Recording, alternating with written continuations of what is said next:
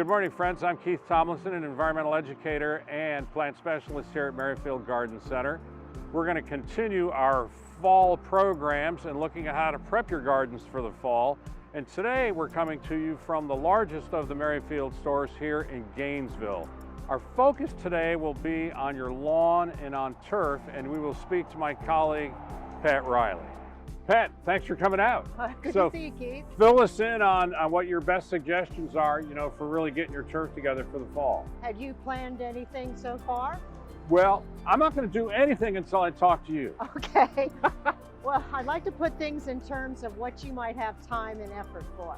Right. And above all, the most important thing is getting some seed down. We're kind of late in the season. It's been really, really hot, not conducive for getting seed to germinate.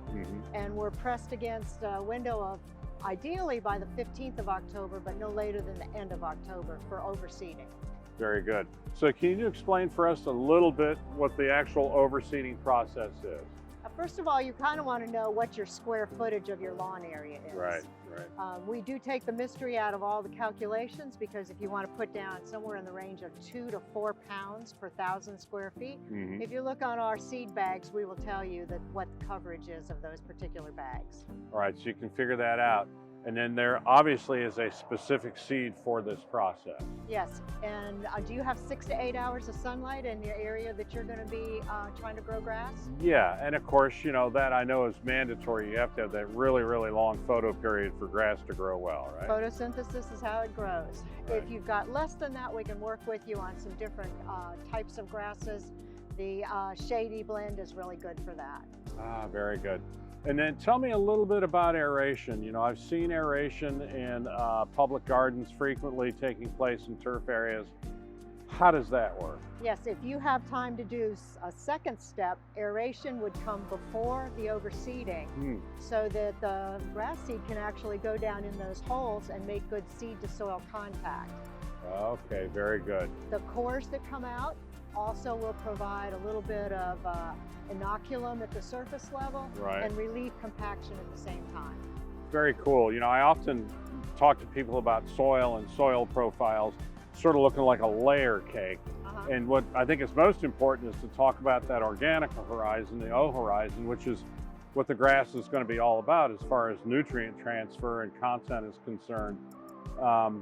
And then you had mentioned in a previous conversation that you actually sprinkle a little bit of organic, like shredded leaf mulch on the grass. Right. Any kind of decomposed organic matter is going to be good. The idea is that you want to get down even 1/4 to 1/2 of an inch of compost, top dressed, spread across the top of the soil. Okay, so a fair amount. Yes, and you can do that after you seed so that it kind of helps protect and hold moisture to the seed. Very good, very good. Sort of interesting how things work for a regular bed in grass and the decomposition of organic material into the soil horizon. What about fertilizer? Well, before we get there, let me ask you, do you have a way to keep the seed bed moist?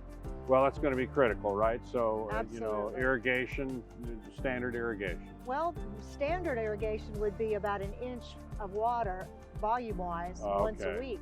But for the seed bed, we want to keep that seed moist constantly for about 2 weeks. Oh, yeah. So just a light sprinkle, or even if we have a heavy dew set, that will take care of it for the morning. Oh, very interesting. Yeah. Okay. So watering, and then what about fertilizer? So the fertilizer is the next most important thing, because without fertility, then the grass doesn't have the nutrients it needs to grow properly.